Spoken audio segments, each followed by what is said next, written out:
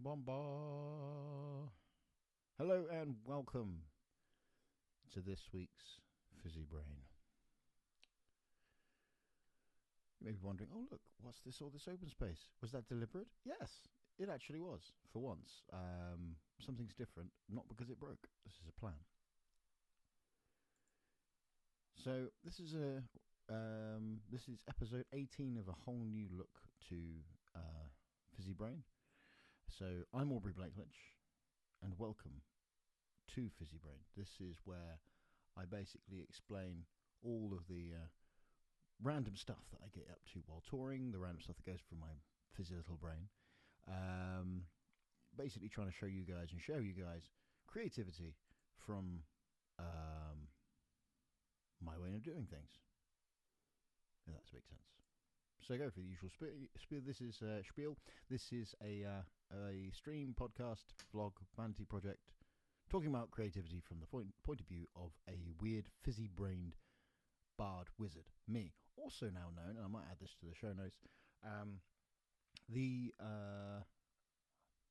think they said unofficial, official. I can't remember, but or de facto. I'm not sure which one it was, but I am apparently the Fey monarch of the New Forest / Hampshire, which I quite like. So that might be because. So this is a talking about creativity from the viewpoint of a weird fizzy-brained Fey monarch based in Hampshire, telling you guys, the beautiful people that keep me on the road, what I do on the road, and also showing you the lengths that my brain goes to do to avoid actual work. Although this stream will actually change that wording again, I think, because I've had a couple of revelations, which is good.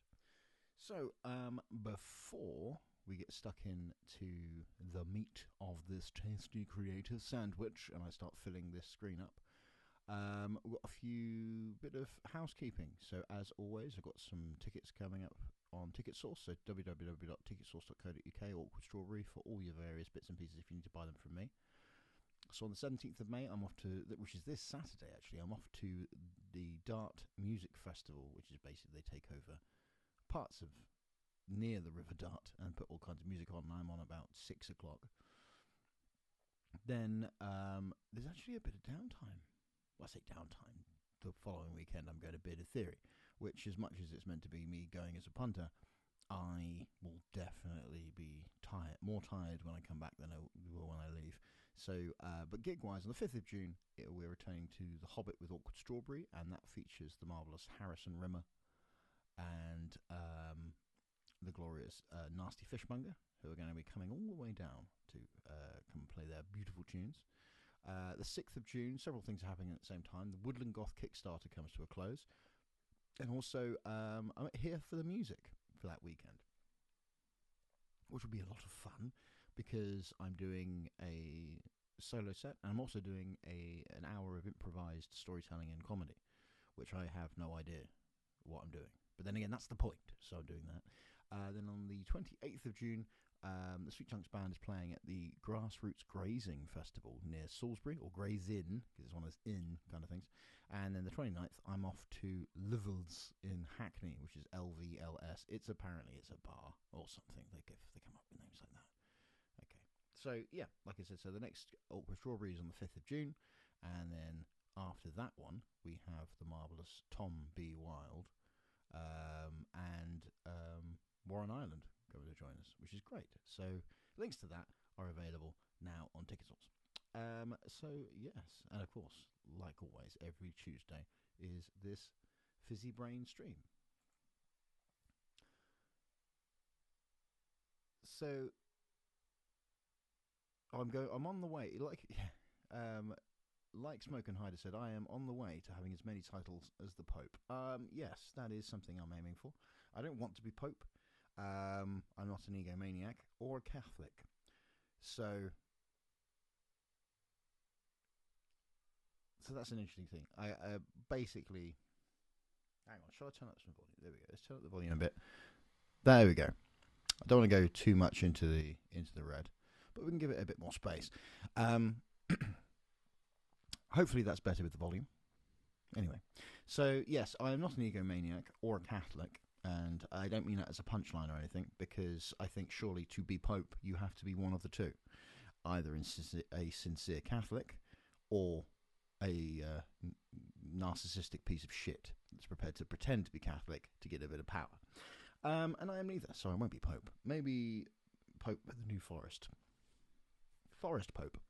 Whenever the fuck that is. Anyway, I better explain why the stream looks a bit different and why you've got a small window of me rather than the big one of me talking.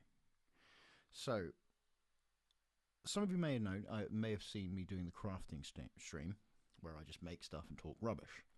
I've been trying to sort of think about how I can regularly do that and fix some time in it, and I actually realised, embracing the insanity that is my strange brain, that I've been realising that I like to do several things at once while working or talking, and it helps you function. So what I'm actually going to do is I'm going to be crafting something whilst I deliver this stream, so you have something interesting to look at rather than my weird face, although you do have the option of looking at my weird face whilst I'm crafting.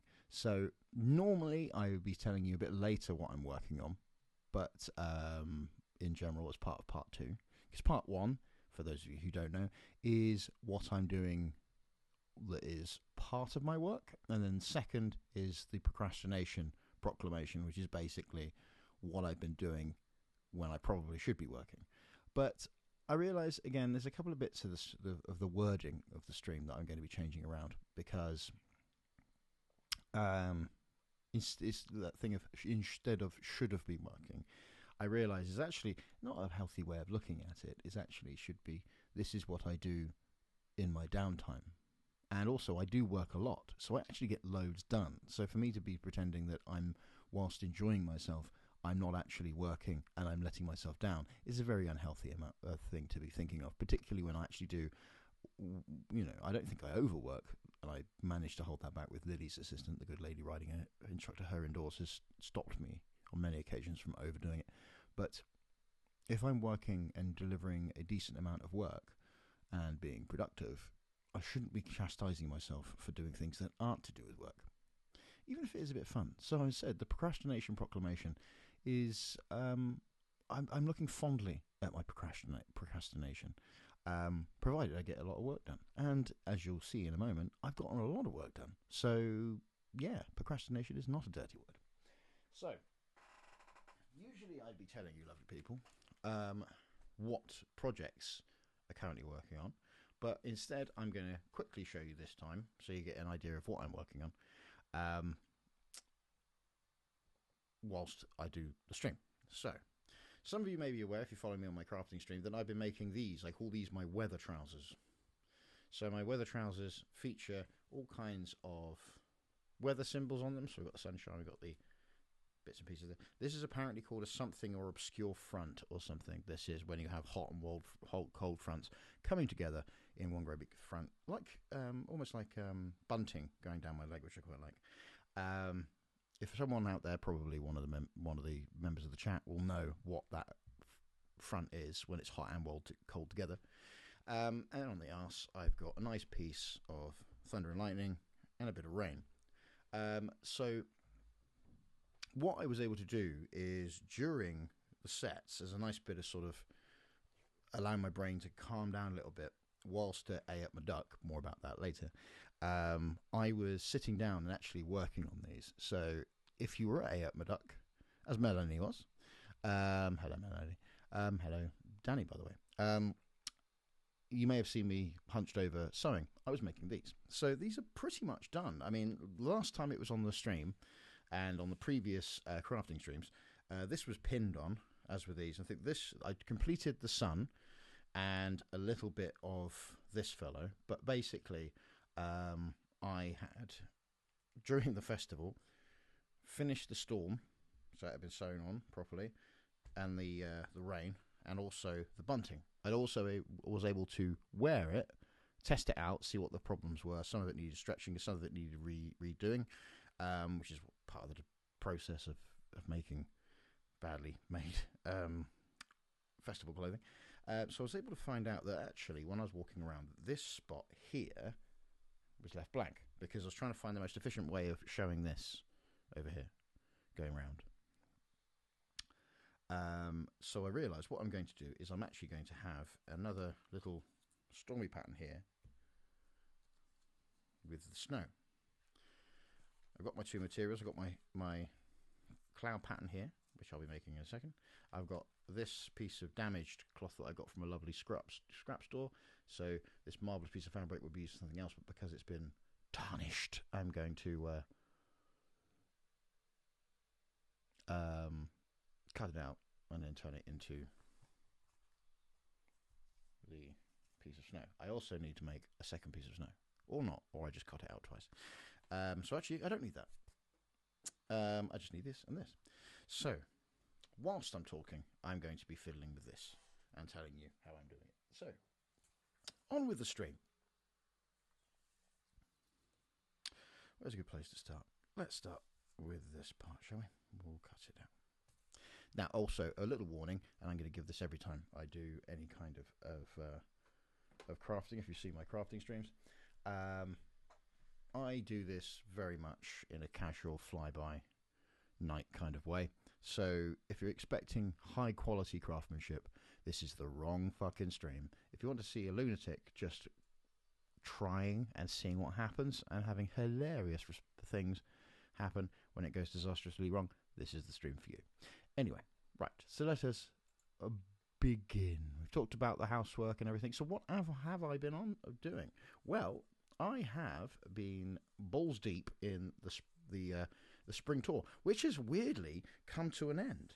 And that's the strangest thing, right, is that having turned professional in January, like a sane person, because that's the best time to start a new business in any industry, let alone the fucking music industry, that I decided that, like I think I've said to you guys countless times actually, that I was going to give it a go. If I can survive winter, I can survive any part of the year. So I was working on house gigs, that sort of thing. And it's really funny that the first tour, and my tours are very loose, as I'm sure you're aware, with the fact that, you know, I do have people doing, they can be spread out over several weekends. Some of them have festivals, some of them blah, blah, blah, blah. I don't do it like sort of like a regular week's worth of touring or anything like that. I sort of fit them in where I can around my schedule. And considering most people actually now have turned their backs on attending weekday shows, unless of course you're funking the Two-Tone Baby, because people will walk quite rightly across burning coals to see that man, then it sort of worked out quite well, like doing weekend stuff and sticking to my weekends rather than trying to get people to come out and see my stupid face on a Tuesday. So the fact that stage one of the year's gigging has actually successfully come to a close is quite amazing, actually. And it sort of sunk in a little bit while I was at A Up My Duck, the festival at the weekend, that, you know, I seem to be sort of doing it. It seems to be working. I've got, you know, money it's not amazing, but it wasn't amazing before, to be honest. I either work in chefing or in the care industry, so my wages are always shit. But it's so that's not been an issue. But the fact that I've not had a sense of fucking, dear God, how the hell am I going to afford to pay the bills moment at all.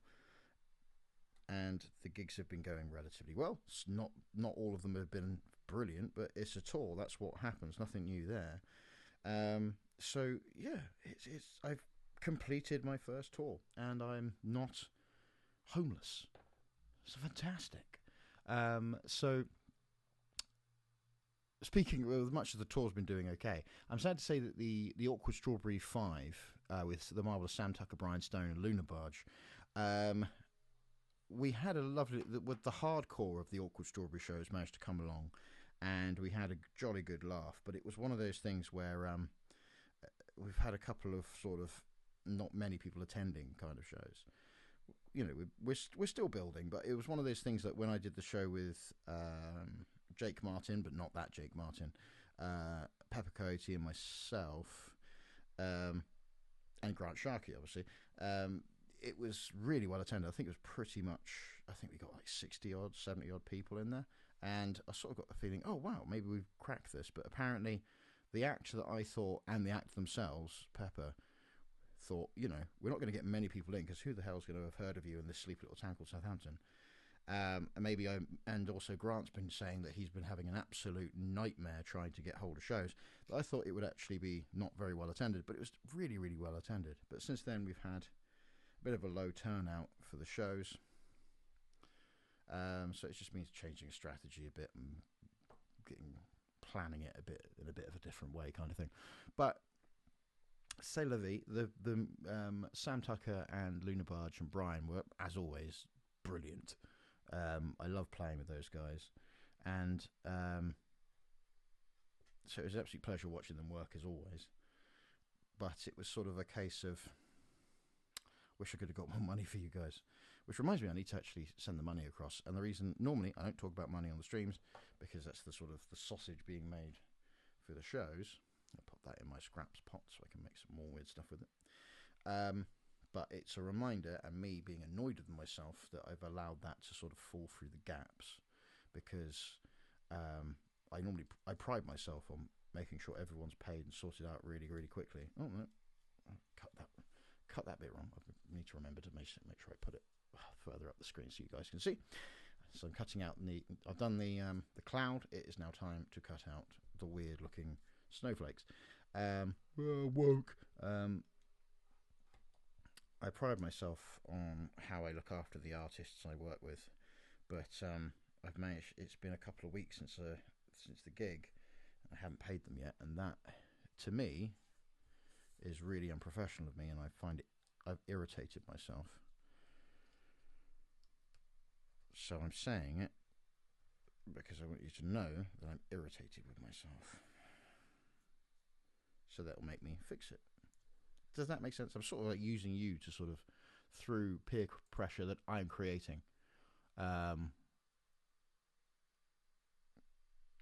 I'm making you guys my punishers, my judge, jury, and executioners. Or, as the phrase that I cannot get out of my head from Hot Fuzz, Judge Judy and executioner.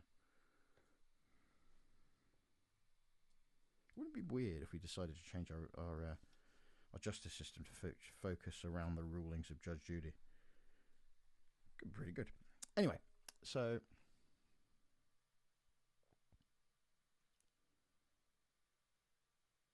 yes, I don't think I'll ever be able to go because it's far too peoply outside. There are too many small folk inside, and that's fair enough. I mean, this is one of the downsides. I say downsides, as much like I'm putting things on you, but I know that I have a lot of fellow fizzy-brained people and socially anxious people as well.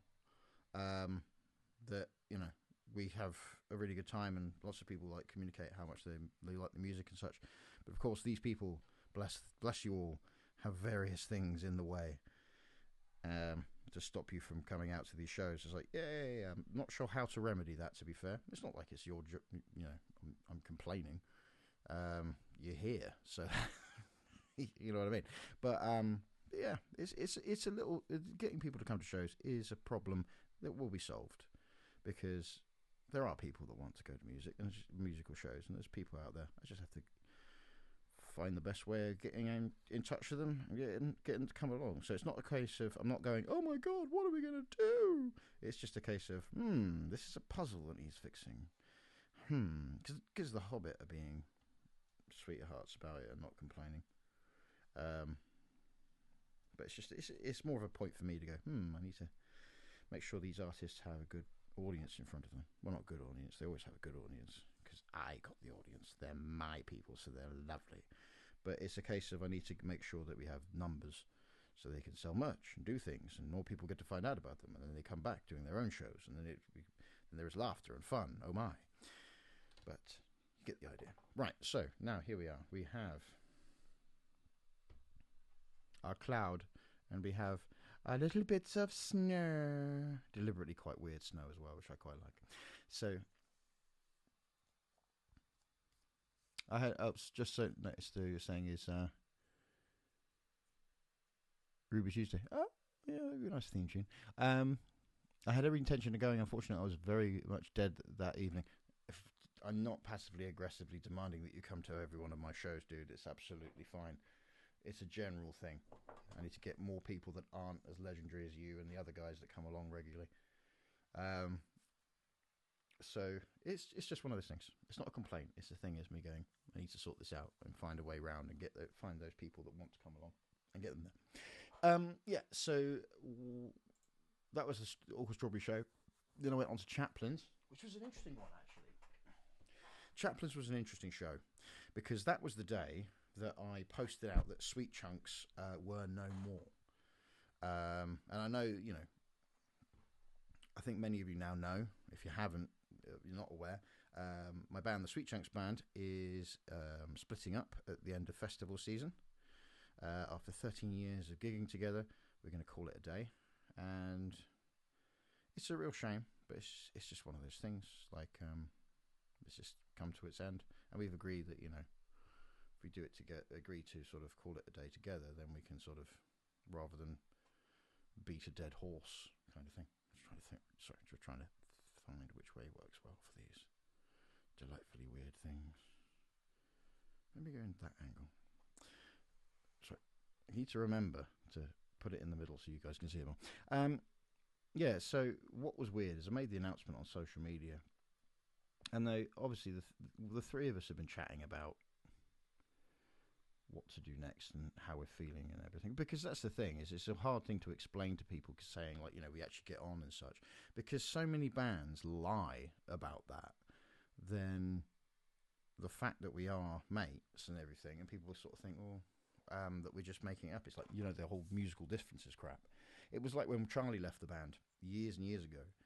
He left because he wanted to write dance music, and everyone thought that was a joke and that we didn't like him, or we'd had the usual band falling out kind of thing.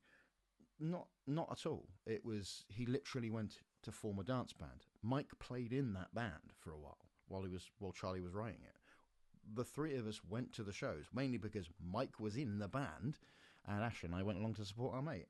And the amount of festivals, I think I've told this story a couple of times to people, the amount of times we were at festivals and people were talking, oh, whatever happened to Charlie? And we would go, he's behind you. And they're like, ha, ha, ha. No, he literally is, there he is. And then Charlie would be waving like, hello. Yeah, he's our +1. We brought him along to this festival because I can't keep overstating this. He is our friend. And it's, you know, the same with the three of us and about the whole Sweetchunks thing. That we are actually very close friends and have been for many years. We just have decided that, you know, the band isn't as fun as it used to be for various reasons, and we agreed that if it wasn't the case, we would never deliver something that was half-arsed. As much as it seems the Sweetchunks band is very half-arsed. We wanted to make sure that you, our holy audience, got the best out of us. And also, we didn't want to do something that we weren't 100% into, because what's the fucking point? There's plenty of bands that, you know, you don't want to end up like Top Loader, looking manically depressed, despite the fact they don't have to do regular jobs and they get to play festivals and get paid thousands and thousands of pounds because they got a hit of a cover of Dancing in the Moonlight, and now they're really bitter about having to play it. We don't want to be in that position, because, you know, we like the songs we've written. We're very proud of what we've done. And so on and so forth. And it's sort of like, we want to, you know, keep playing together in the future. And we will play together because we actually get on, like I said. Anyway, I'm going round and round in circles. But my point is that that was the day that the Boscombe gig was the day that the actual announcement went out on social media. I set it all up, put it all out there, and I had this lovely loads of messages, loads of comments, people being very, very sweet and kind and asking quite sensible questions about what's going on, how we do it and such. That it sort of made it clear that this is it. It's going to end. And yes, sadly, no one ever bought Mike from Patreon. What a shame. A missed opportunity there. But and it was a real shame that no one did buy Mike. Oh, by the way, I'm very proud of this. So whilst at A Up My Duck, I got myself a cigarette case that is now my travelling sewing kit that I hand created myself. I'm very happy with this. I'm very proud of it. Most people couldn't give a flying shit, but God, I love this. And makes me feel very stylish. I feel like I'm like, yes, just do you want a safety pin? A safety pin. But yeah, so that was the day that it's sort of like actually one of those moments where it hit home, and the three of us ended up chatting. I mean, the gig itself was good fun. The gig was good fun, but it was like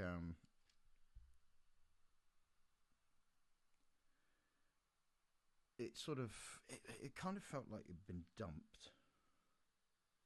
Not that, you know, as in like the way that they treated me or the way that we treated each other. Nothing like that. It was just that sort of feeling, that kind of it's over kind of thing. And that's how it ended up feeling on the on that day. And it really took the shine off the show. And originally my plan was, because I also forgot that I was meant to be playing until midnight, and that in Bournemouth to Southampton trains stop at fucking 11:15, which is helpful. So the marvellous Tim Summerfield, dear friend, and playing on Future Awkward Strawberry as well, swap sets with me, because my original plan was to play the later set and then, you know, get the train back to Southampton, or if that goes wrong, cycle, because I had Gertrude, which is now the name of my bike, there to help get me all the way home. But having that sort of feeling that of the band being over and feeling quite upset about it, actually, just low, really, that I just couldn't cope with it. Couldn't cope with it. Wrong word. Didn't feel like cycling for 3 hours. Normally I would. 3 hours is like, that's a fun ride. And I've always wanted to cycle back from Bournemouth, even if it would have been at 1 a.m. So it was a very bittersweet gig. I managed to sit down and try to read a book up on the roof of the Cellar Bar. If you ever get the chance to go to the Cellar Bar in Boscombe, it is a marvellous little, I'd say, little oasis in the middle of the city of Bournemouth. Well, Boscombe nearby was basically Bournemouth to everyone outside of Bournemouth. Beautiful garden with a fountain, which for those of you who remember me with my tinnitus, it's the same frequency as my tinnitus, so if I sit next to bubbling water, I can't hear the ringing. So I was there with a book, and normally it would be a perfect place to relax, and I was sitting down on this little mezzanine, I suppose, on the mezzanine, relaxing. But I just wasn't able to sort of turn off because of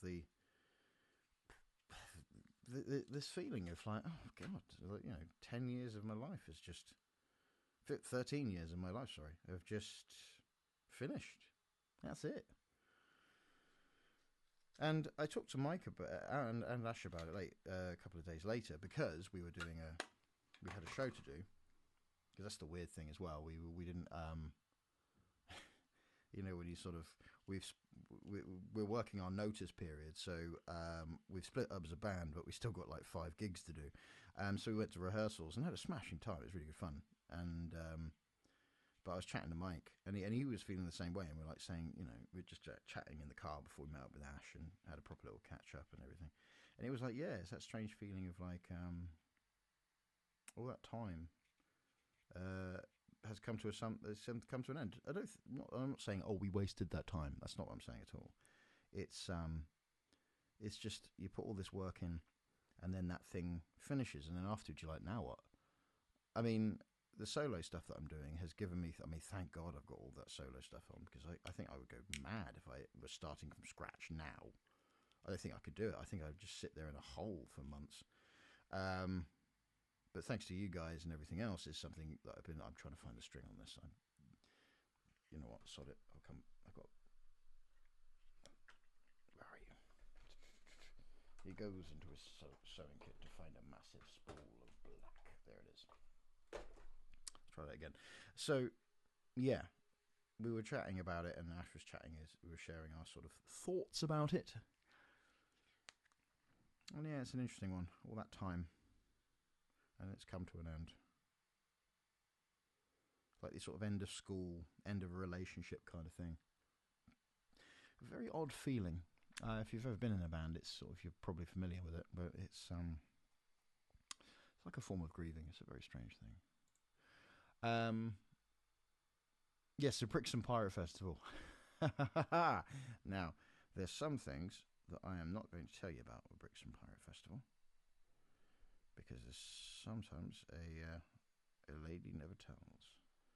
But I will tell you what, a funny little story about it. So we had, when we set up, and it was an absolute riot as well, in a really fun way. So for those of you who don't know, Brixham allows pirates to take over its streets for a weekend, and everyone's dressed as a pirate, and I mean everyone is dressed like a pirate, and the whole place is like a festival. And they have music playing. They had the reproduction of the Golden Hide in the harbour. You know, there's all these things going on that just made it a lot of fun. And people were just sort of all having an absolute mega time. It's a very unique kind of thing, but it was definitely organised chaos. And so we came to do our set, and we were actually finishing quite early.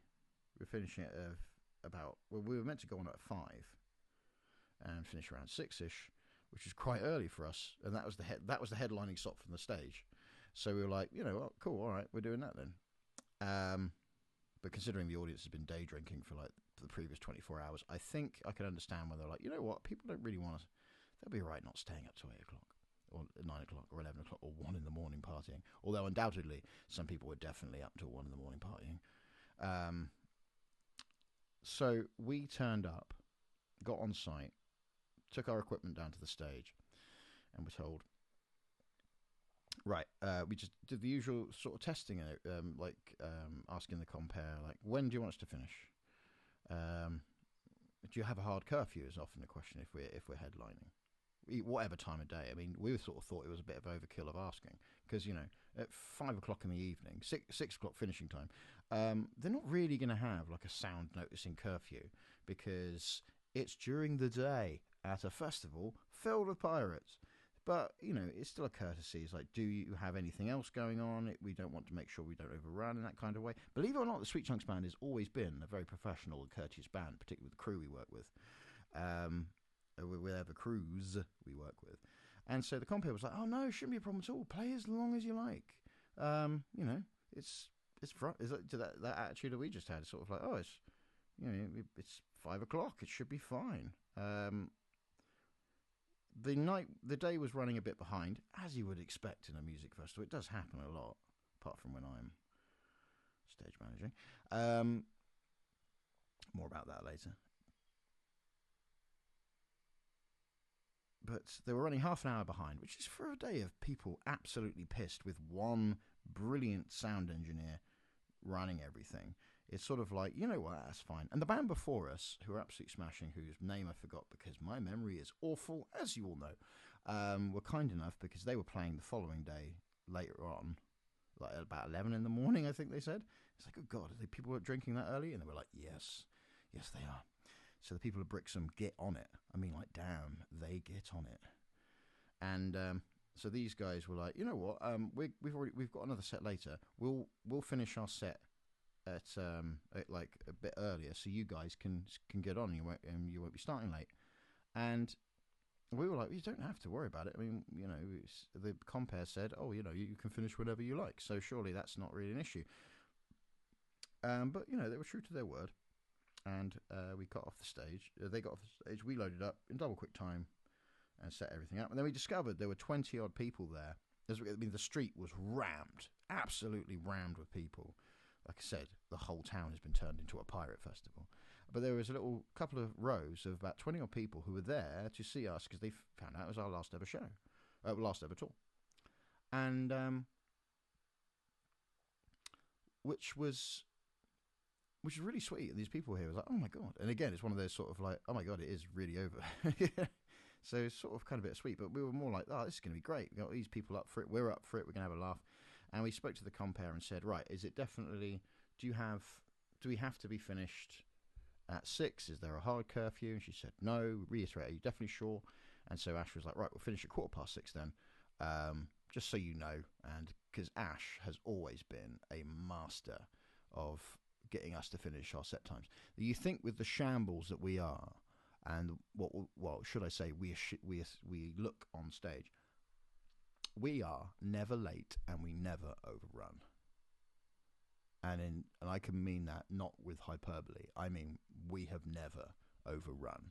We are proud of that fact. In the 13 years of working together, I think we have overrun, I think 3 or 4 times.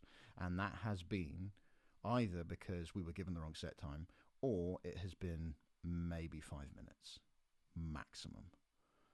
We hate doing it, so we don't, and we always start. Well, I think we started late a couple of times, but it's generally because of issues that are beyond our control.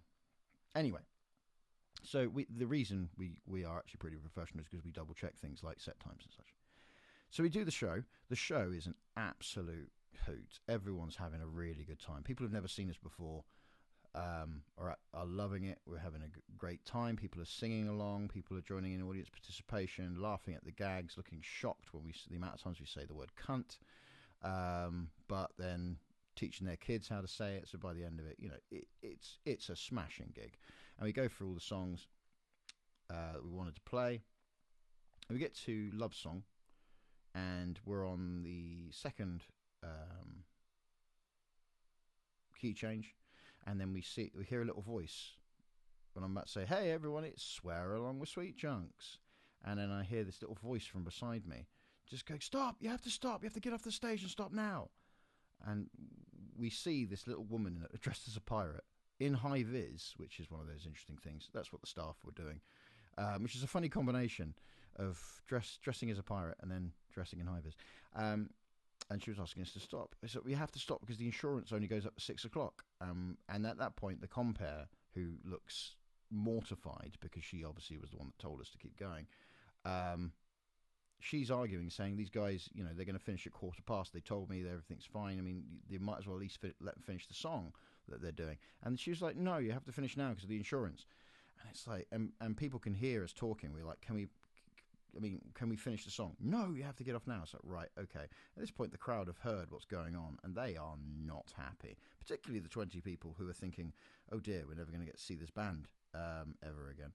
So there's a bit of yelling, there's a bit of swearing, and the crowd are angry as well. To be fair, that sounds like we're yelling at people like that. Again, even though it was a real shame, we're not going to yell at someone in high vis who's telling us to get off stage because the insurance has run out, which is the reason she gave. Because it's not to do with her. She probably happily for us to continue. It wasn't for someone being a job's worth there. It is their job to do that sort of thing, and it's not our problem if they get accidentally ripped open like a packet of crisps by a howling crowd who were livid. I mean, the crowd was livid.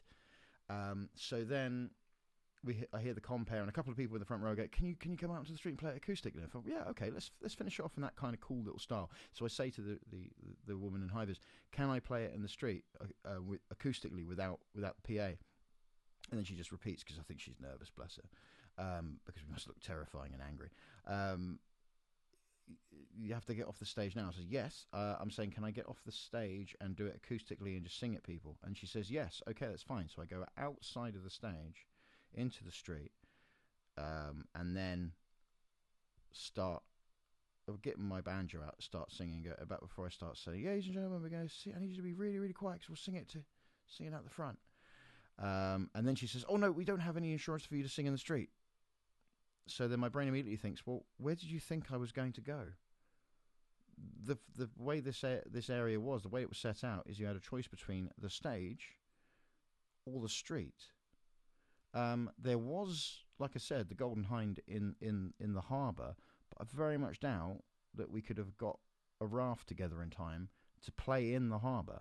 If they wanted that, I would have quite happily sort of said that, organised that into the rider. Please provide us with aquatic stage equipment, and we will continue to play as drunks on a boat.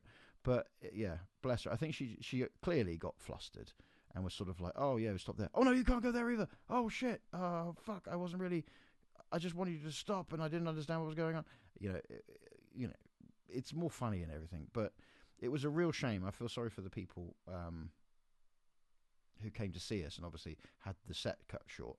Although some of them were like so determined, and I was like, I didn't know what to do because we had to head off, and you know there was nowhere else to play because all the places were full and there were no other sets or anything for us to play in. So and now they were actively making sure that we didn't play in the street.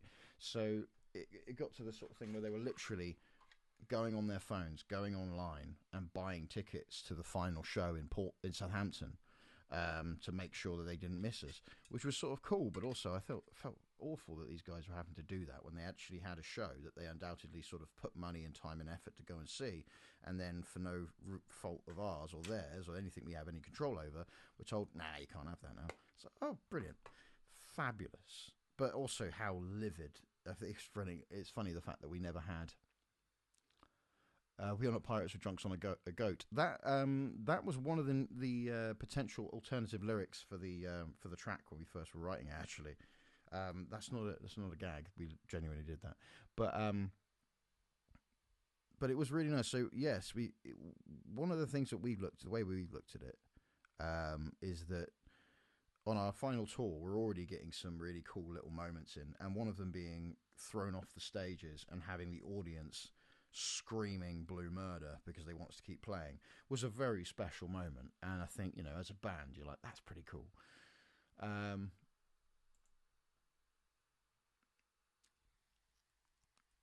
Played Teddy Rocks. Teddy Rocks was me solo. Got to hang out, spend some time with the good lady riding instructor, her indoors, and Jen Wiseman. We basically just hung out, and I played 2 shows. Saw the magical world that is Clatters. Joined us as well. Caught up with Ed Bleach, who I've done a couple of shows before. I've talked about before.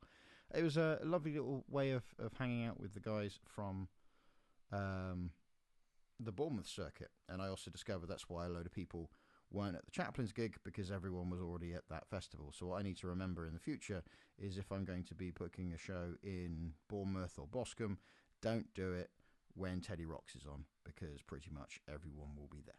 So I've learned a valuable lesson, but it was a great little fun festival, and it's a tribute festival. And I'm not saying this because I've got any sponsorship or anything, because it sounds like a sort of, well, actually, maybe we should give it a chance. I think even if you are a fan of originals, and as much as I used to hate things like tributes shows and everything, I go to loads. I have the absolute pleasure of going to all kinds of festivals, all different sizes, from Download to the Isle of Wight and small mini ones like Greengrass Grazing and such like that, which is like 500 people in a small field run by a bunch of nutters that just really love putting on music for small bands, and all run by volunteers. But due to the fact I have this massive well of all kinds of new music to go and find out and hang out with, you know, and watch underground acts and people from the circuit who are plying their trade in the way that it should, it's actually quite good fun. You know what, to go and sit in a really nice field full of really nice people and go from watching Clatters or Millie Manders and the Shut Up and then going to watch a really, really good rendition of Linkin Park's Hybrid Theory in its entirety.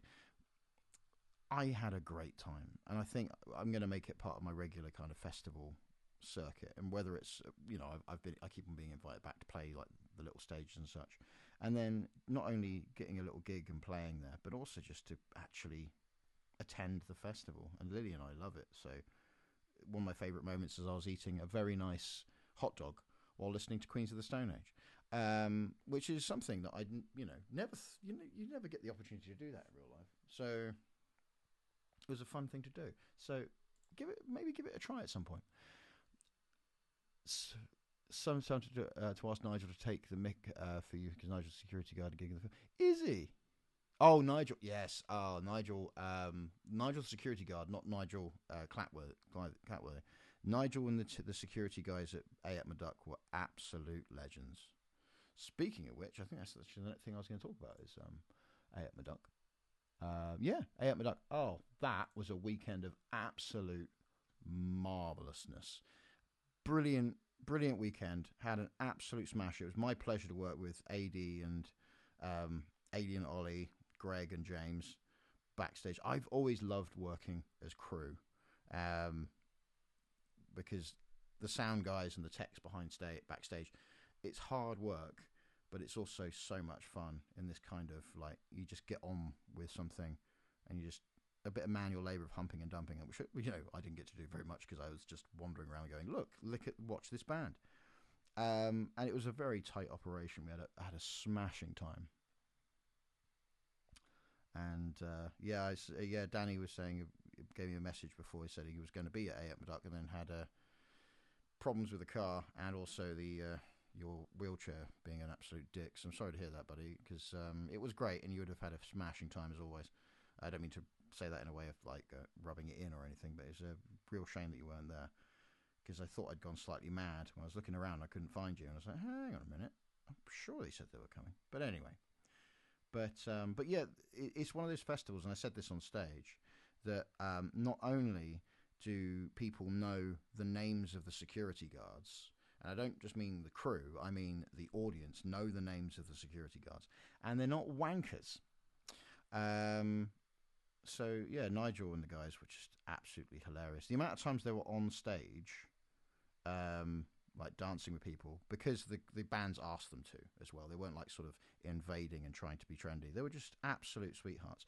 And I'll be honest, you know, never judge a book by its cover. They turned up, and it was one of the first times I actually properly got to know them both. Well, actually all of them, because there's a couple of lads from the same company that obviously didn't do festivals as much as them. Mo was one of them. I can't remember the name of the other one. And at first they were like deer in headlights, and then the old hands told them, it's like, guys, you don't have to prowl around. Just wander about, chat to people, have a laugh. People like that, and people will be more relaxed, and you'll have less problems. It's really funny that these guys who looked really intimidating, not just because they're big old cuddly teddy bears of blokes, but they all wear, you know, all black. They're all got the usual stuff that an absolute twat at a music festival would normally wear. A twat working security, I mean. But by the end of it, it was sort of very much like, reminded me of actual community-led policing. Probably one of them is, I wouldn't be surprised if they are actually ex-police, because they had very much a sort of an ease of just being part of the festival. They were constantly taking the piss in a really fun way. None of that sort of banter crap where people are just ridiculing each other. They were just playing little fun jokes, and at their expense, at our expense. But they're all really, really kind and friendly and disarming kind of things. So these guys know what they're doing, and they helped make it really good fun. And I think it's one of those things, like when I think I said to some of you guys before, went to download, and one year they got rid of SOSEC, who were a pile of shit. SOSEC are one of those big companies that basically hire people who are too fat to get in the army, too angry to stay in the police, and hate the people they look after. I know people who actually are from SOSEC who aren't cunts, so it's not a case of, but most of the company are causing more problems than they solve. Hello, Jen. Yes, Teddy Rocks was fucking great. Speaking of Jen. Oh yeah, the joking arrests. There were so many joking arrests going around from Nigel and the guys. But yeah, it's a download a few years back. They changed companies, and it went from these angry potato men and little gobshites that you know are more likely football hooligans than when they're not dressed up as security guards, to basically a bunch of like sort of African students that have thought, you know what, if I'm going to be at uni, I'm going to do something that's more interesting than working in Tesco's, get an SIA license, be massive and black and terrify people, but be absolute sweethearts. And so basically most of the crew, you had some guys who are you know, Anglo-Saxon European chaps or whatever, because they weren't even sort of like, there were some black British guys, but they were actually African students and such. So you have these massive, friendly, beaming smiles from people, and those wonderfully thick, like Nigerian or Ghanaian accents, just chatting away and being absolutely lovely, and it made everyone just feel so much more like happy and everything. And it was such a great place. It just made it does make the difference if the security guys and the police as well, if they take a more relaxed approach, it takes people off their guard in a good way, and people relax and people have a better time. So maybe hire people who are good at their job, friendly, or people who are, you know, courteous and competent, who aren't arseholes. Who'd have thought? Right, so we've got update, we've got the snow on, and the way that it's falling apart actually kind of works to it, so it's nice. So I'm now going to do the cloud. A couple of things we'll talk about. A Up My Duck will keep coming up throughout the whole stream because it was a very interesting thing, and I absolutely adored it. Comparing album with Professor Elemental, yeah, that's the other thing. So this week coming up, I'll tell you more about it in a bit, but I'm planning the album, the EP originally with Professor Elemental is turning into an album which we're going to release next year. So what I'm going to do is on Thursday, day after tomorrow, the day of recording of the stream, I'm going to go and see the delightful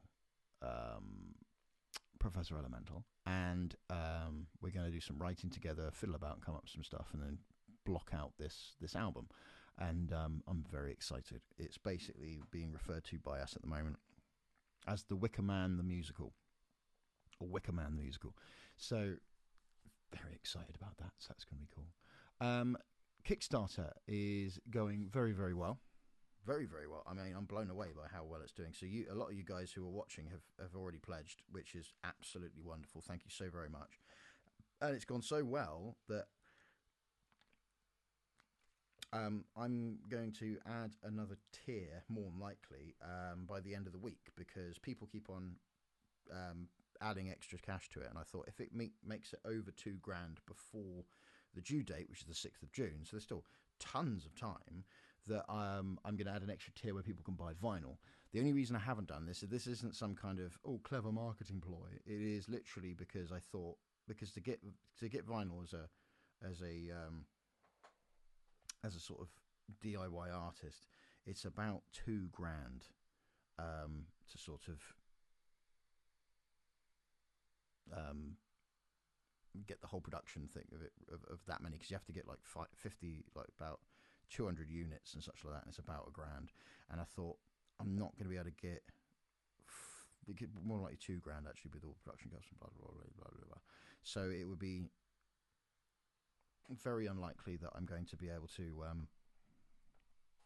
afford an extra $2,000 on top. So I thought I'd keep it simple, aim for the CDs. But due to the amount of people that are actually, because I'm very taken aback by how many people actually want me to do this, so that I'm more comfortable knowing that people are actually interested in this thing, I'm going to be adding that tier so people can buy giant black frisbees and throw them at people if they want, or listen to music. So there's all kinds of things, which is really exciting. So yes, once again, thank you very much, everybody, for helping me be a professional rather than a hobbyist, and keeping me out of dreary little shit jobs. So you have no idea how much that means to me. Unless, of course, you're a musician who's currently trying to make it as a professional, then you will literally know what I mean. But I don't think there's any musicians in the chat. If there are, hello. It's one of those funny things of with the way that I want the record to be made, and how I want to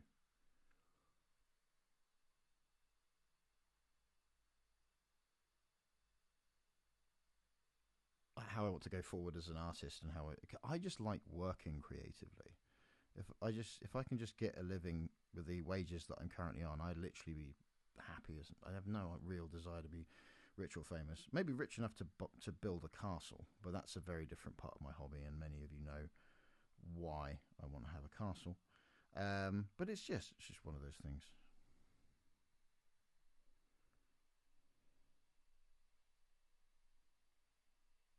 There we go. Just remember, one of the things at A Up My Duck was basically I was getting taught how to sew properly. Big fan of the Prof. Yes, Prof is a top chap, very good guy. So when people say Nigerians, it reminds me of the carers that I had here in Compton. Yeah, because I've worked in the care industry for many, many years. I've worked with crap carers, crap student carers that are basically sort of student bums, basically. But I've seen so many people as well from Ghana, Nigeria, Sierra Leone and such, who just like work really, really hard, and then are doing their fucking dissertation at the same time. And then it's sort of like you are burning yourself out. Like, please don't burn yourself out, because you're working on your very expensive degree, and also you're helping very vulnerable people, and we need you to be on top form. But then there are some lazy shits, but who just seem to think, oh, if while I'm doing my degree, I can just also work nights in a care home and then not really do my job properly, or not listen to people, or not bother to do whatever. But yeah, that's the luck of the. Well, this is the thing about the care industry, which is why old Keir Starmer Powell, as I'm beginning to call him now, this sort of idea of like, we need to reduce immigration, so we're going to get rid of care workers from other countries. It's like, my dear Keir, I know that you want to look big and hard in front of all your National Front friends, because you're completely misunderstanding why people are voting for them in droves. People want you to get rid of illegal immigrants on the most part. No one's complaining en masse, apart from the actual racists, about carers or nursing staff. And the main thing is, most people in Britain don't want to be carers or nursing staff, so we rely on people from abroad to do the job, and do the job well. So yeah, getting rid of, when we already have loads of vacancies in care homes and such like that, which famously has a hugely high turnover of staff, getting rid of loads of people in that industry when we still need them is such a silly idea. I mean, I'm not saying when we don't need them, get rid of people, but I mean, surely if you want to reduce the requirement, the need of foreign nationals working in the care sector, surely then what you will want to do in a constructive way is get more people from the UK into the care sector first, and then reducing the requests of how many people you're inviting into the country, rather than sort of attacking the people who already have visas and have been probably working very hard for many, many years, and then changing the status that they have when they reapply for them later on, for example. You assholes. There we go. But we're staying off the news, aren't we? We're trying to enjoy ourselves, because I had a rant last week and I realised it didn't make me feel any better or change anything, so I'm not saying stick my head in the sand, or your head in the sand at all. It's just, why waste my energy when I'm trying to entertain you people, you glorious people, while talking about things that we already know and already not going to change anyone's minds, and everyone's just going round and round and round and round, when everything is being taken over by terrible politics. You guys do what you're going to do, and I trust you all to make a positive impact, because it seems to be I'm a magnet for nice people rather than arse-hats. Because to be fair, I don't think we're going to see much from many wanker fans of a openly trans, queer, neurodivergent comedian musician that sews all the time and says the word cunt a lot, because you're not really going to hang around that very much, are you?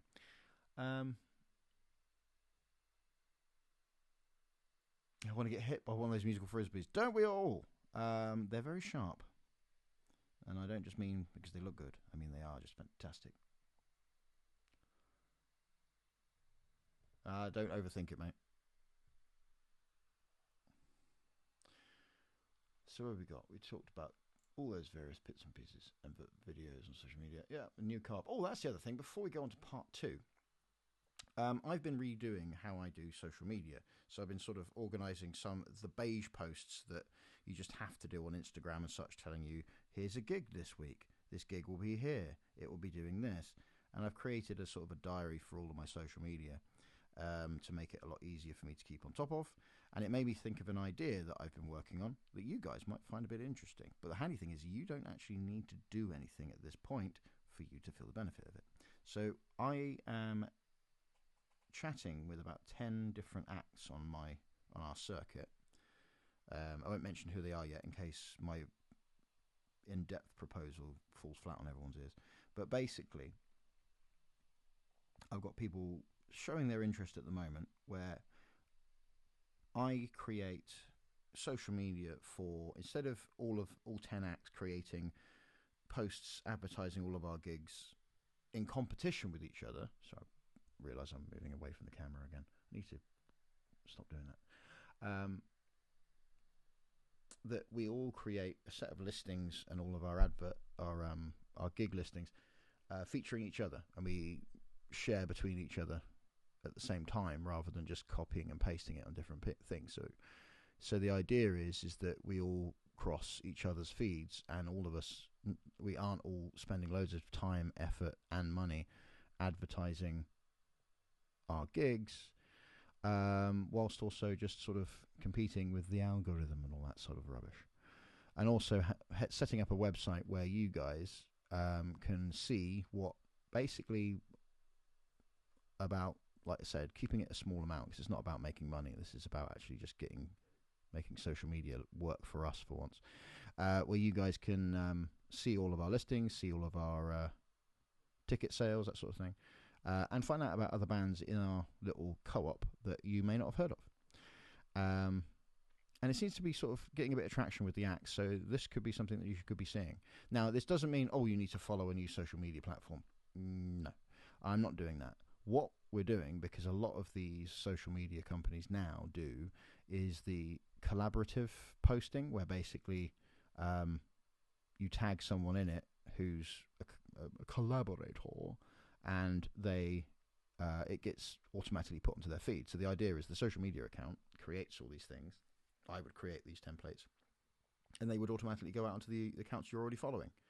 The only thing that's new is that you could join the mailing list, but if you join the mailing list of any of these bands will then say to you, by the way, do you mind if we use your email address once a month to give you an email with all the listings of all these bands and where they're playing, that sort of thing, and where anyone's getting new albums out. It's basically like a small little it's basically a label, but without the bollocks of having to join a label. And that was our plan, because that's the sort of thing that when we're small acts like us, that's what we actually want from our record labels. We want gigs and promotion. We don't want them to pay for our albums, because nowadays we have to pay that anyway, so what's the fucking point? And we'll have to book the gigs, so what's the fucking point? So the thing that we actually want is collaborative, promotion and sharing in that kind of way. So we can do that ourselves now, so fuck the labels. So that's something that you could be seeing soon. On the social media side, like I say, you probably actually won't notice it. In fact, it's probably better if you don't notice it's going on, but you notice that the bands that you like, including me, hopefully, will have better. You'll be able to see what we're doing, rather than people finding out about the gigs 3 days after they've happened because of the algorithm. So it's a very new idea. Not like as a new, no one's thought of this before. It's in its early days, is what I mean. So keep an eye out. Hopefully you might see it works. And I would definitely, as we're doing it, be interesting to hear what you guys think and how well it's working. Smashing. Right. Kickstarter, all their social media and such. Now, oh wow, it's already 10 o'clock. The stream's a bit slower.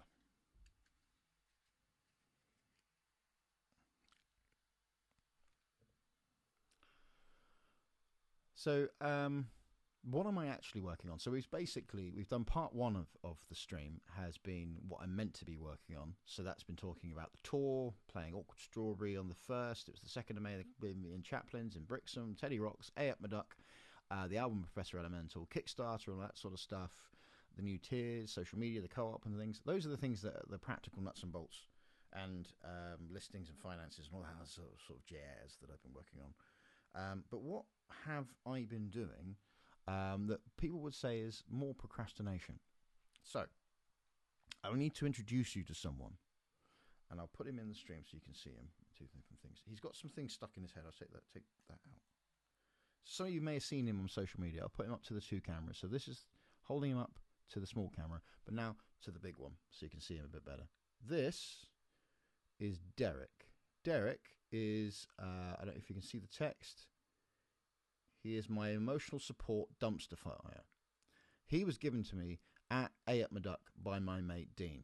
He is now obviously being used as perfectly as a pincushion, but he will be joining me in my luggage wherever I go, because he has been marvellous. I love this little dude, and he sat on the sound desk while we were doing the comparing for at my duck. So this little dude, little Derek, will be joining me at shows. And posture check, thank you. Yes, right, my posture's good. Thank you very much. So yeah, this is Derek, my emotional support dumpster fire. He will be sitting. Oh, I'm gonna put him actually here so you can see him in the stream. Make sure you can see him. There he is. Might need to get him a little chair or something so you can keep an eye on him as he's there.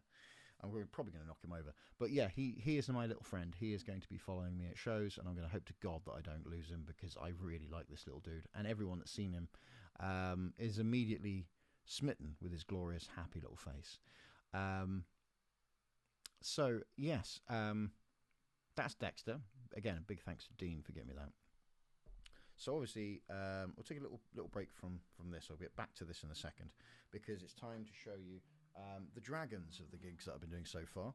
Because I've been doing festival stuff and this, I haven't had many, but I've got this little chap from this guy. This is Bob. So Bob came from Teddy Rocks. He is a sock dragon. It's the first time that someone's actually called their dragon a sock dragon. So he has a beer mat face, some marvellous googly eyes, and what I'm really enjoying now is that when I ask for socks, people have been throwing them across the rooms that I've been playing shows in. So Bob, for example, what was really quite nice is whenever I was asking, like checking how things are going, I would see Bob would stare at me from across the room, because they did the eyes first, and so and the way the lighting was, every time he just lifted up and you saw this sort of face from across the room, it was quite unnerving, but you know, it worked rather well. So this is dear old Bob. Bob is going towards the big pile of dragons that will be stuffed. I will stuff Bob. I will make sure that all of his little bits and his little hairdo get stuck on quite well, because it seems like they use the glue to great effect, and it seems to be working. So I might need a little bit of sewing, but it looks like they've done a smashing job. This was made by a lovely little family at Teddy Rocks, who the mum I caused critical damage by inferring that I made a joke at Mike's expense, saying that he had become rather selfish and decided to have a child, and the mum's face was just hanging open with absolute like, oh my god, for like 2.5 songs. Her husband laughed his ass off, and the kid was obviously having a great time, and everyone else was laughing. She was looking around to see if anyone else was as shocked as she was. No one was, but it was just really funny that I could just see her gaping mouth from across the room while I was playing, because she did not recover from the idea that I think that my friend was selfish for having a child. I don't actually think that it was a joke, but it's just so good that watching this woman, because I think she was thinking that I thought that all people with children are being selfish, which I think is more of her own guilty conscience more than anything else. But so yes, we've had a lovely little selection of because, well, actually the thing is, a couple of gigs I've done, I've only had one, even though I've had about 3 gigs where I could have made a sock puppet. I temporarily lost my crafting bag within the bag of stuff, which is interesting because I'm an idiot.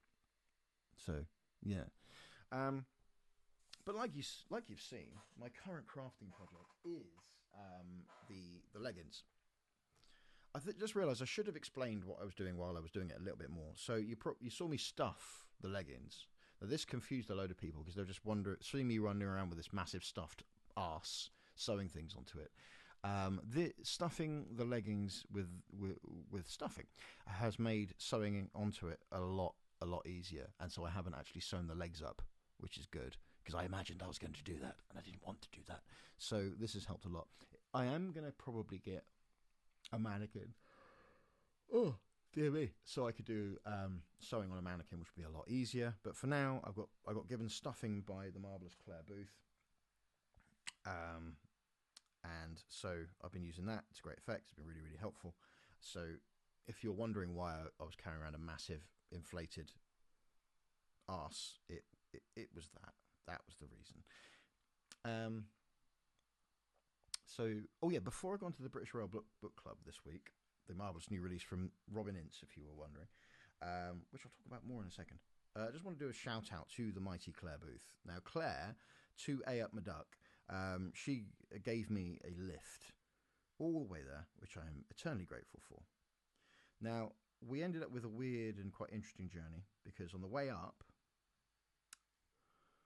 we ended up, well, the car, it turned out to be an injector problem, but we didn't know what it was at the time. The alarms were sort of telling us it was one thing, and it was clearly not. It was clearly something else. But the car kept on sort of juddering, and we had to sort of stop every 50 miles or so to let the sort of car catch its breath and then continue. So that was fun on the way up, and it added an extra 2 hours onto our journey. But on the way back, the car, we thought, you know, the car would settle, because it normally does, apparently, according to Claire. I suppose that's what you get when you get cars off Facebook Marketplace. But yeah, the car died, like, just outside of Doncaster, where the festival was. So we were like, oh, great. So she's like, no, don't worry, I got green flag, will get picked up. And so we pootled along for a bit, waited outside of a charming little church. Got to look round the church, which was quite nice. A nice little break during the on a very lovely sunny day. Because those of you who were out on Monday, out and about, although there was rain, which was great for the plants as well, that when the sun was out, it was absolutely fabulous. And so we were just sitting in the shade and going for a little wander about and such. And yeah, it ended up being a journey which was meant to be about 4 hours.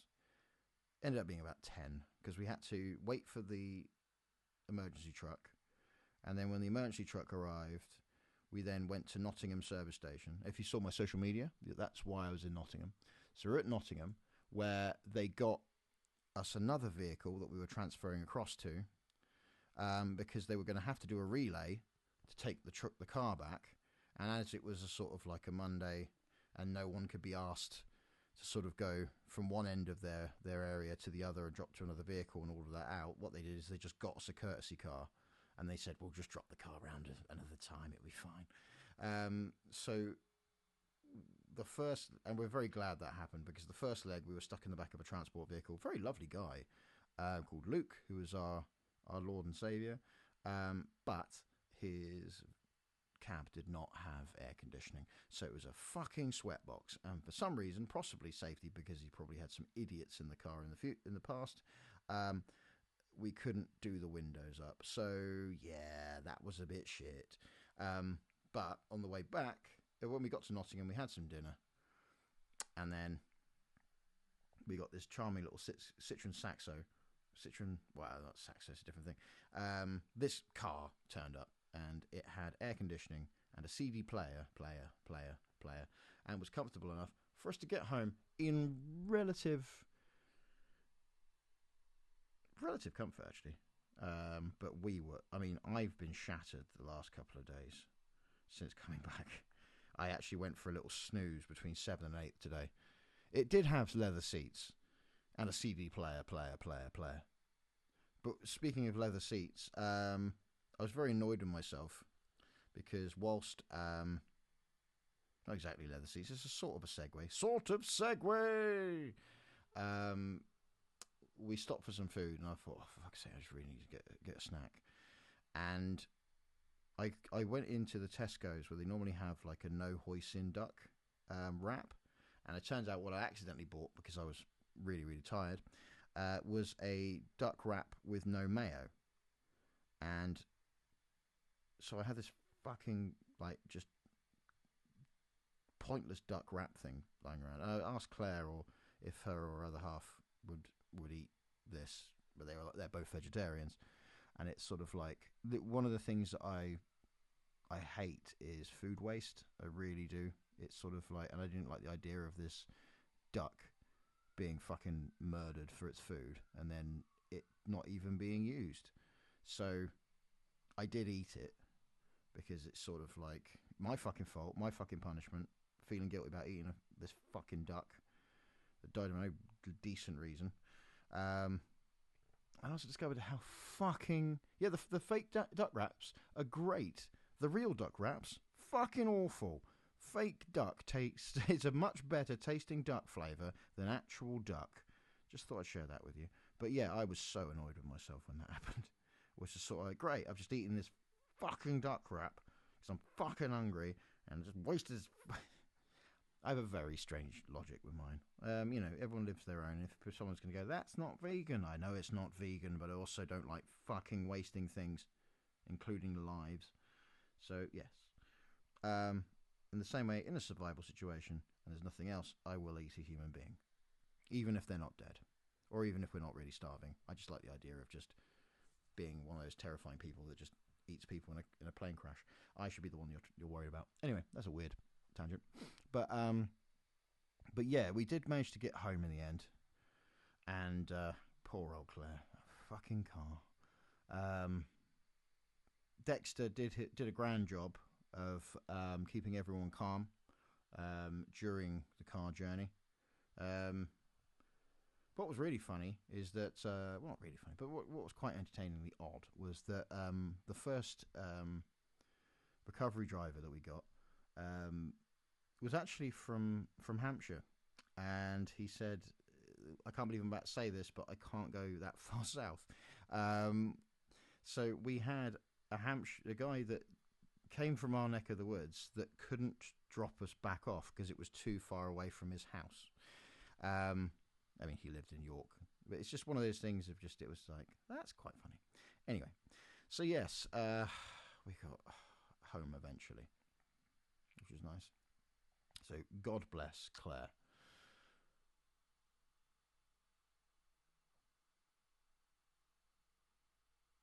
It would make a plane crash way more terrifying if one of the passengers starts trying to eat people whilst falling. I mean, yeah, get it in there quick, like a sort of snacking, like flying vending machine. I mean, it'd be a good movie. It's about a plane crash, but it's actually about the crash itself, just the moment of impact, and someone that just can eat on. You could call it fast food, or what? Oh no, you can call it why not the deal with what's the deal with airline food? And yeah, it's about a guy that decides to eat everyone on the plane before it crashes. Put that on Disney Plus, you fuckers. So, yeah, British Rail Book Club. We're getting towards the end. So one of the things I was doing that I've been listening to on audiobook recently whilst doing a lot of crafting has been Robin Ince's marvellous book, Normally Weird and Weirdly Normal, My Adventures in Neurodiversity. And it basically helped me spot a lot of my own behaviours, which I'm sure are irritating the fuck out of me, and make me realise, yeah, I need to get diagnosed or a check to see if I'm actually neurospicy, that is in ADHD. I know that I'm odd and not neurotypical, but let's see if I'm actually full on ADHD.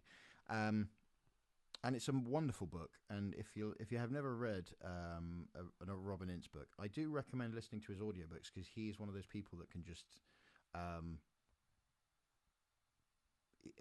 he can perform an audiobook really, really, really, really well. Because the funny thing is the way that his brain works. He basically, in a different way to me, but in a similar sort of thing, he embraces the way his brain works to deliver his shows. But where I use it musically, like a sort of a musical ADHD, he does it with literally, this is what my brain is thinking right now. And, you know, it is hilarious and really good fun. So you get that sort of nice, chaotic, like, I'm going to talk about neurodiversity in a really weird neurodiverse way. And it just suits it so well. It's on Spotify and such. If you've got like Spotify Prime, you might not be aware of this.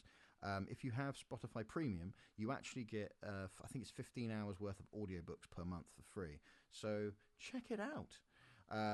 It's worth a listen, especially if you're sort of wondering, do I have a weird brain?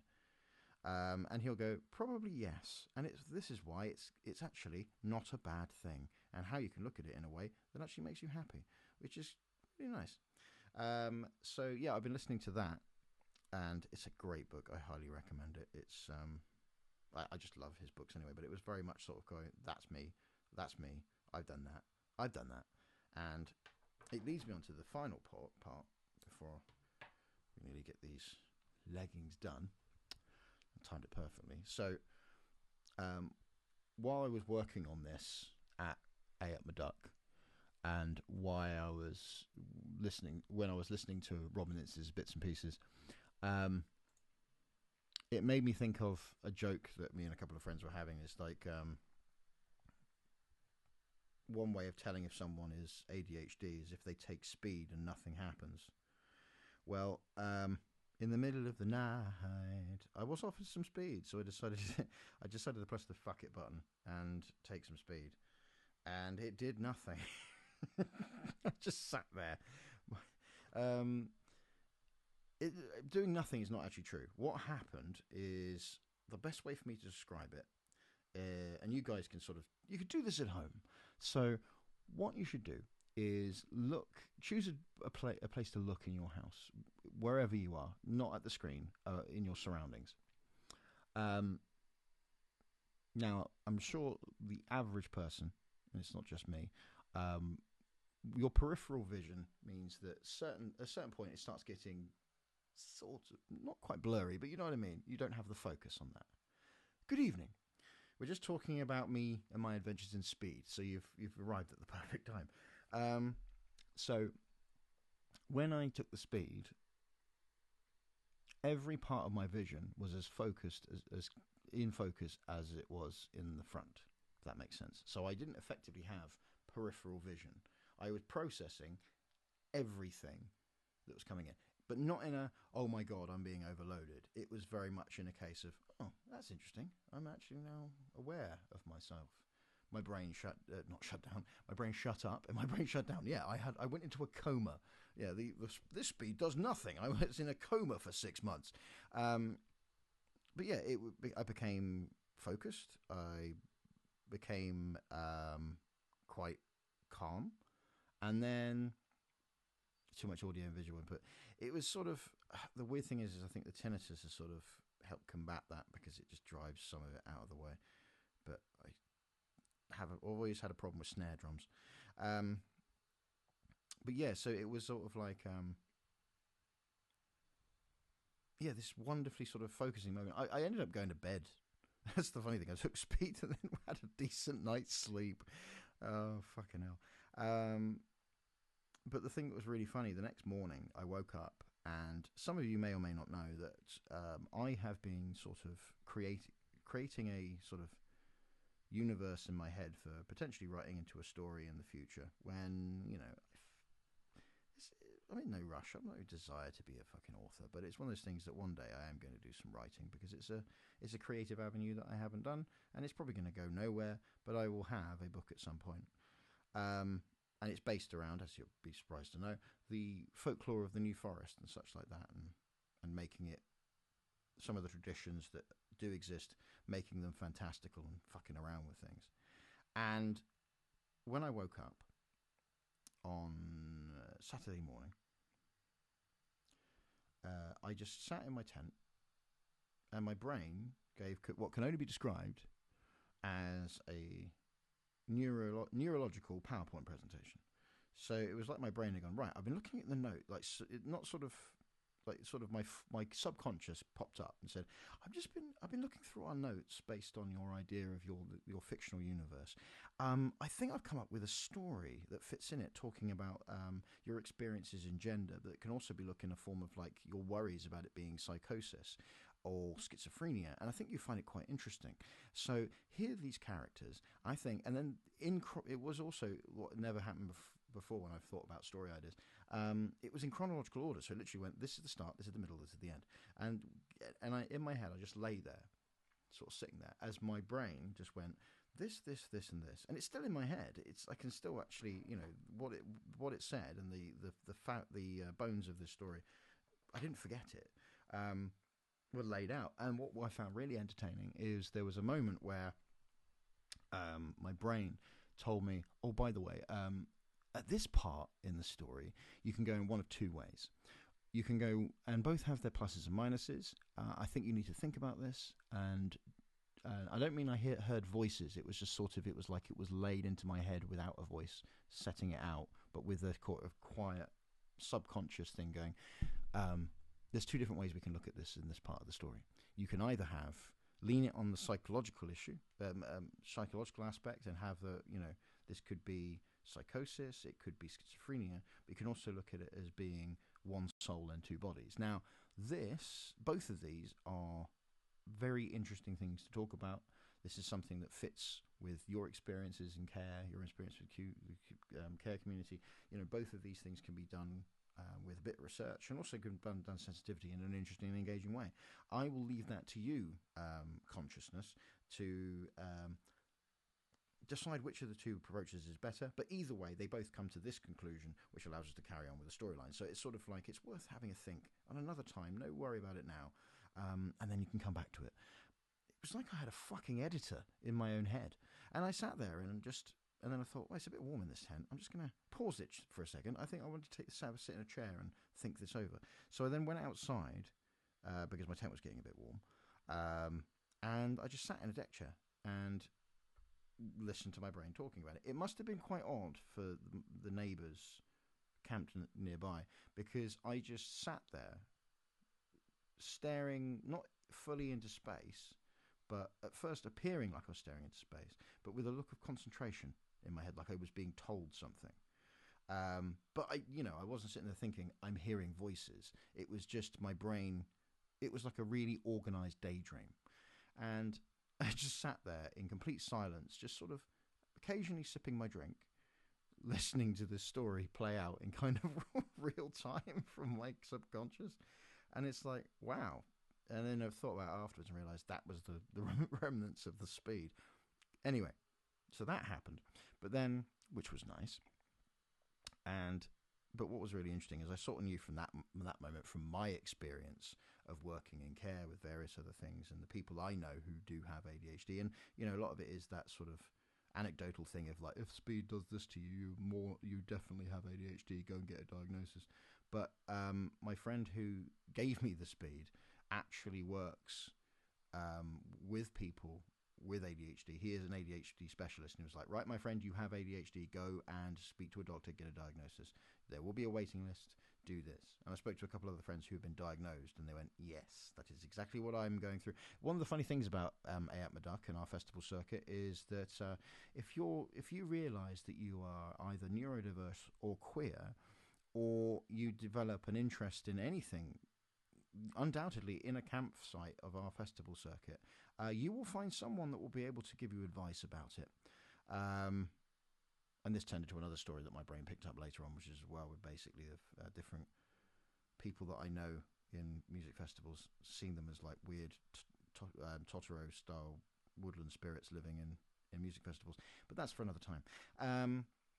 So yeah, AUBREY was fucking great on many levels. Yeah.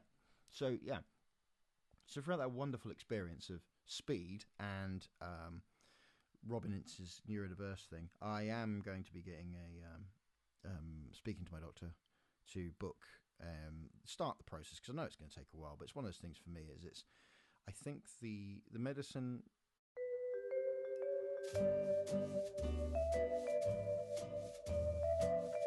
and that, but it was just sort of how negative I was feeling. It's like I can't go on feeling like this. I need to actually get some help. Got the sertraline and realised, holy crap, I've been depressed since my teenage years, and this is really helping, and I feel fantastic.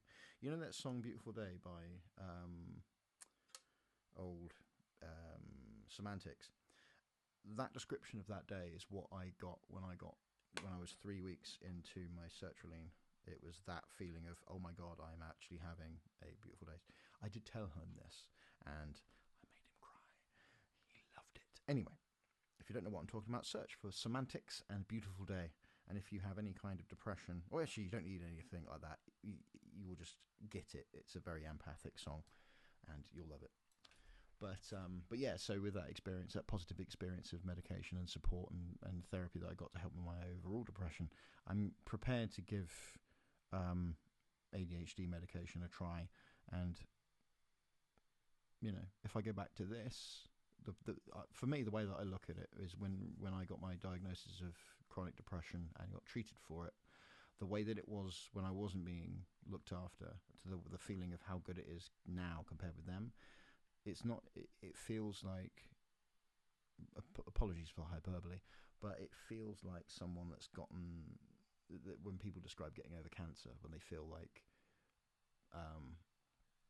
my everyday's sweeter, and I think everything's a gift. For me, considering how shit I felt all the time and how much I missed out, me not being depressed now makes me feel that it can only get better at this point. So, you know what, I'll give it a try. If it doesn't and I end up just like this, I'm not going to be sad, because my life is so much better than it was before anyway.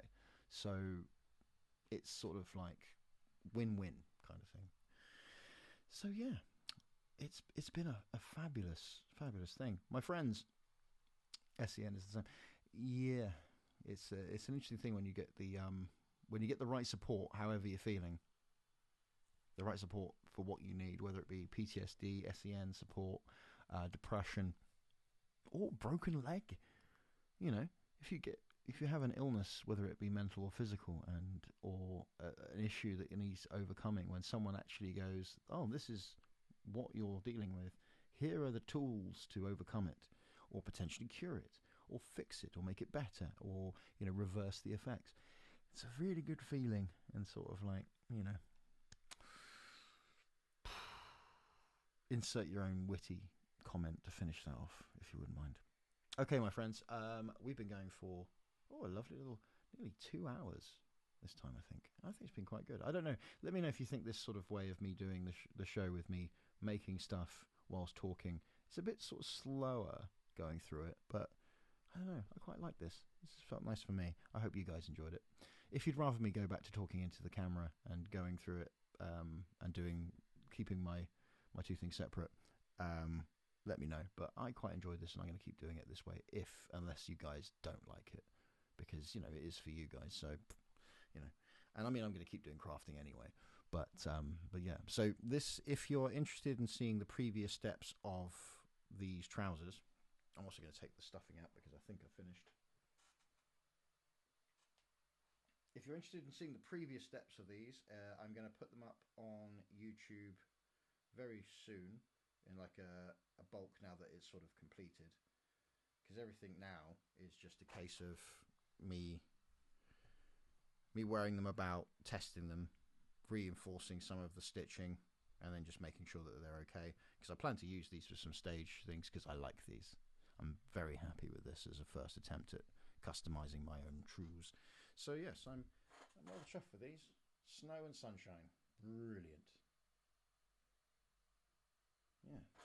Yeah, I'm happy with that.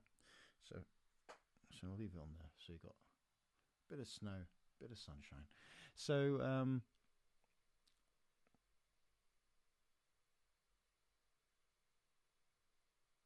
prefer to see a separate, sometimes face, sometimes table. Fair enough. Yeah. Let me know if this works for you, and I'll have a little think and see whether or not how I'm going to continue. Anyway, so it's time for the moving within the same stream. Yeah, well, originally my plan was to have, between part 1 and part 2, a little musical interlude, but then I realised I needed to talk a bit faster because I was running behind. So now I'm still. I mean, it's like episode 18. I'm still getting used to doing it and making it better.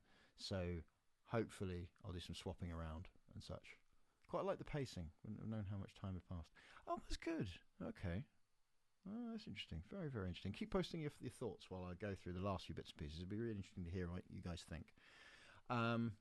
So, yes. So, the closer things to the credits, the outgoing housekeeping. So, like I said, Kickstarter's doing very, very well. Thank you so much, everyone who has pledged, or if you want to pledge. Don't feel pressured if various things are getting in the way. It's absolutely fine because the record now is at the point where I'm actually confident that it's going to be fulfilled. So I'll get the cash and the record will be made. So don't worry yourselves. It's going to go out on Spotify. It's going to go out on vinyl potentially. So if you haven't had the chance to kickstart, or you haven't been able to pledge, sorry, you'll get a copy of it. And also Patreons get special little things anyway. So, and I've tried saying to the people on Patreon, you know, you don't have to to pledge on Kickstarter because you're going to get most of the stuff anyway when you've got so much money in your bank, as it were. And most of my patrons are all fully paid up, so you're going to get the record anyway. So don't relax. Speaking of Patreon, I'll bring it up a couple of times. I'm keeping the Sweetchunks Patreon open. We are going to try and add some bits and pieces to it, but when the band shuts down at the end of the year, probably at the end of the year, we'll be phasing that out because I don't want to take money from people when we're not actually regularly donating. You, of course, all are welcome to move across to the Aubrey Blakeledge Patreon, and I will honour pledges and such like that. And it's basically, if you didn't know the difference, they're pretty much the same sort of idea, where it's kept it really simple, and then you get, when I release a record or I release some merch, you get first dibs based on, you know, a casual understanding, a gentleman's agreement that, you know, if you pay a certain amount, you've paid a certain amount in, it covers the cost of it. And most of my patrons have been there for a while, so you're gonna be getting them as they come out. So yes, gig listings are on bands in town. I need to update the ones I'm about to put the June, July ones on. Awkward Strawberry Cabaret is on the first of each month. Like I said, the tickets are available, and the one coming up features the magnificent Harrison Rimmer and Nasty Fishmonger, which is going to be great. Nasty Fishmonger are awesome, and I will be comparing as always, doing my little thing. We'll have a little dance, we'll have a little sing, and have a smashing old time together. Fizzy Brainstream, like I said, is like I always say, is every Tuesday at 9 p.m. So you can follow that on Twitch. And when this stream ends, when I put the credits up in a minute, I'll leave this on while I do my pack down and tidying up, and be chatting to the guys in the chat. So if you're watching this on YouTube, or wherever you're watching this, if you follow us on Twitch and join us live, there's a little bit of extra weirdness at the end, because I end up remembering things I was meant to bring up in the stream and forgot, or I get asked wonderfully odd questions, and we end up going on a massive tangent. So you can find me on Blue Sky, TikToks, Facebook, Instagram, Bandcamp, and all you have to search for is Aubrey Blakeledge on those platforms, and you'll find me. The Sweetchunks band Spotify is easy enough to find, and you can find Aubrey Blakeledge and Sweetchunks and such on YouTube. You can go to my website, which is aubreyblakeledge.com, which has basically got links to all the different places, and there's a link tree on there, easy enough to find. Like I said earlier on, Patreon is just £3 a month. You get exclusive and early release music, including the demos of the new album, the extra bits and pieces I'm going to put on there, early merch, back catalogue of the streams, and all these downloadable stuffs, because on Patreon you get the audio podcast version of this, as well as a link to the video, and much, much more. So now I'm about to read out the lovely patrons before we head out, and before I do that, I'd like to say thank you very much, you lovely people, for joining me.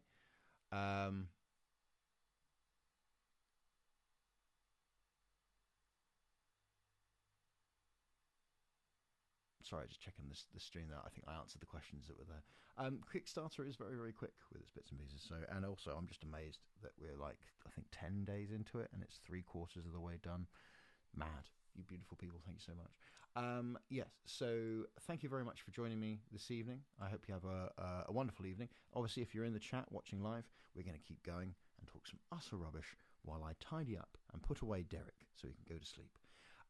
My name's been Aubrey Blakeledge. Thank you very much for joining me this week on Fizzy Brain. I'll see you next Tuesday. If you have a drink in your hand, raise it up and put it in your face. Good night.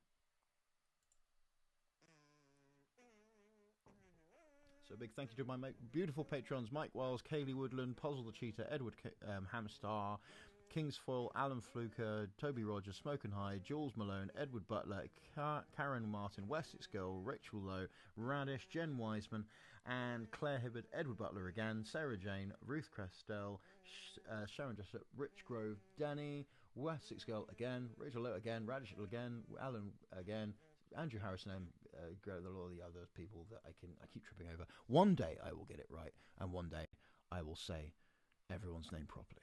So, good night, you beautiful people.